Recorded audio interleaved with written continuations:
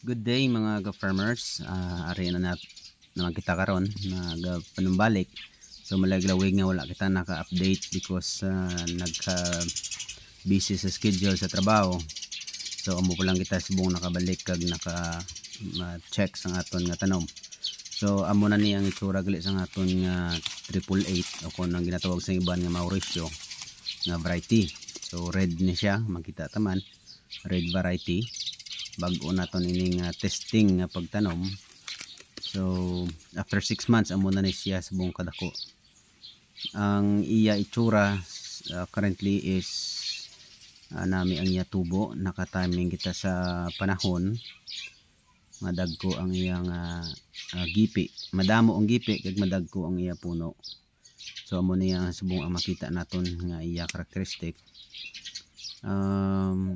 Gin-check man nato nini kay suno sa balita may ara subungan naga-atake nga insekto nga red strides o anong tawag sina na daw tigi-tigi nga pula nga amo na subong ang nagapamirdi sa aton mga upod nga nagatanom sang tubo. No, kita magamay lang ang atong tanom pero sub the moment ya makita ta nga wala ini sang presensya sang amo sina nga sakit sa suno sa iban amo ini nga variety ang ginhalinan sina o nagdala sang ina nga insekto. So sub the moment wala man kita ya may nakita nga amo sina nga insekto sa aton nga tanom.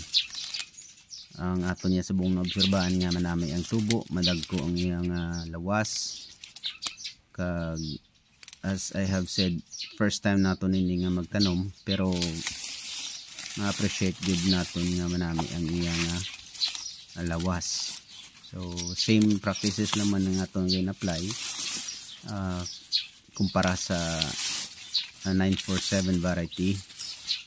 Ang 947 tested na ina magagmay lang siya gawa, tapos nami ang LKGTC, matamis kumbaga, tapos gabato sa init. Ari intanom naton ini mga November, so that time is mainit-init pang panahon kag makita ta nga nami Japon ang iya bulas, wala siya yan na silingan napatay. May nakalamatay man pero hindi na siya masyado ginaka-epekto sa iyang pagdako. Manami ang gipi sini 888 o kon Mauricio, manami ang gipi, madagko ang puno sa makita naton karon. Kag said wala sang insekto nga naga-epekto sa pareha sa iban, wala pa naton na makita. So hoping and praying na tani hindi lang na makalabo sa aton kay madagko na gawa nga itong tanom kanugon man nga maepektuhan pa kita. So